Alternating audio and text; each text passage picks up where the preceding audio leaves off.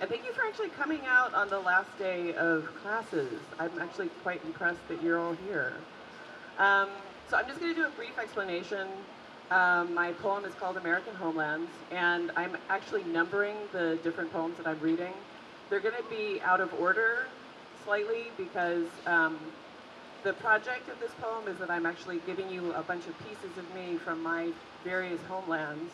And apparently I come from a lot of different homelands, so there's not enough time for me to share all of me with you, so you're just getting pieces.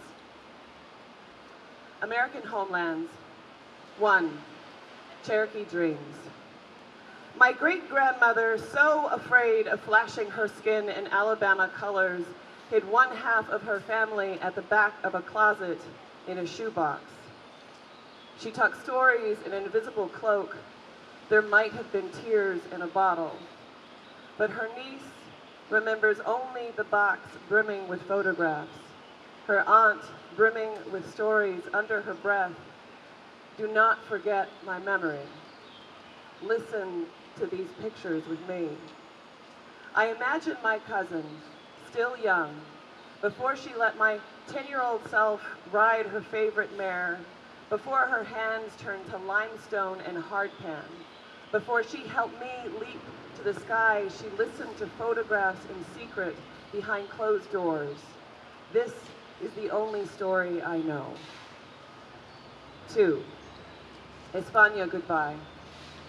I say goodbye with a tongue thick between molars and cheek, which is perhaps clouding my vision.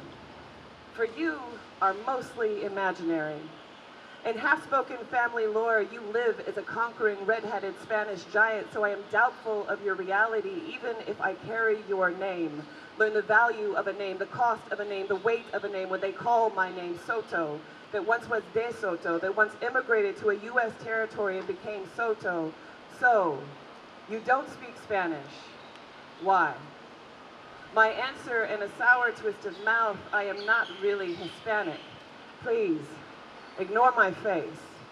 Instead, ask me, why do you not speak Tagalog, Ilocano, Irish Gaelic, Cherokee, Scottish Gaelic, French, German, or Cantonese? Ask me, why is your monolith tongue squatting in English? Then I might say, come, let me tell you a story. 4. Deutschland, Française, chop suey. Always caught in a middle bit of this, a bit of that. I remember great-grandma Mimi speaking German with a French accent. Remnants of Alsace-Lorraine's tangled roots. I remember this story. Cousin Lemba practiced German with her grandmother. When she went to school, her teacher told her to stop. She told her she should not speak French-infused German, and yes, there is a wrong way for your grandmother to speak her native tongue. 6. Remember the Philippines, Grandpa? I don't. But sometimes I think I see pictures haunting an oil-slick surface of random puddles. More than 30 years later, I still find shame creeping from beneath my collar. I didn't understand most of you. Your words in brisk pigeon shuffle, halted by a stiff eardrum, unused to, unwilling to hear. I wasn't able to pause until your whole face grinned and you offered me $20 to stop running and face you, and I did.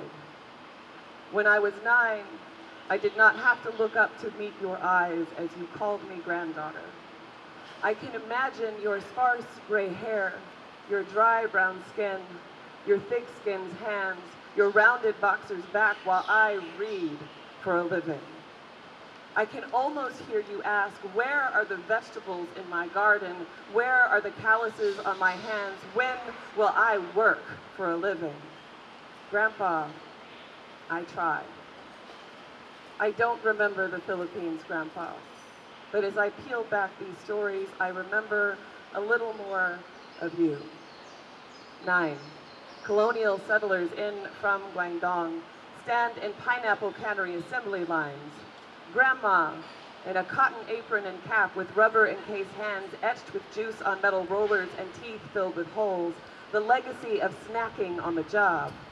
Packing aluminum cans on conveyor belts with slices of fruit for 7 mouths that could never be filled. Genealogy is a black hole beyond Hawaii shores. Mana'o ao, iko, mako, pilikia are all tied up in grandmother who could not speak of neither the sour nor the sweet. Memory stripped of enamel have acid-soaked patina running a stuck play.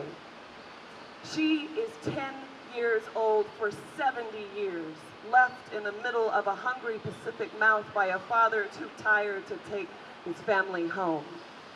China wanted him returned, and daughters must have been costly, difficult baggage. So Grandma consumed her own children in a froth of rage, and she never found a definition for mother or father or love in the satchel lump anchored to her back, and I never once asked her to unpack. Instead, I read Grace Young and the Wisdom of the Chinese Kitchen and asked strangers, how do I make juk? How do I make gao? How do I make jai? 11. Descendant homeland. My dearest Jacob, aloha e ku'ukeki kane. You were carved in the first breakwaters of this Oahu shore. We have not yet made it to land. I wish I had more to give you, but these are the only stories I know. Thank you.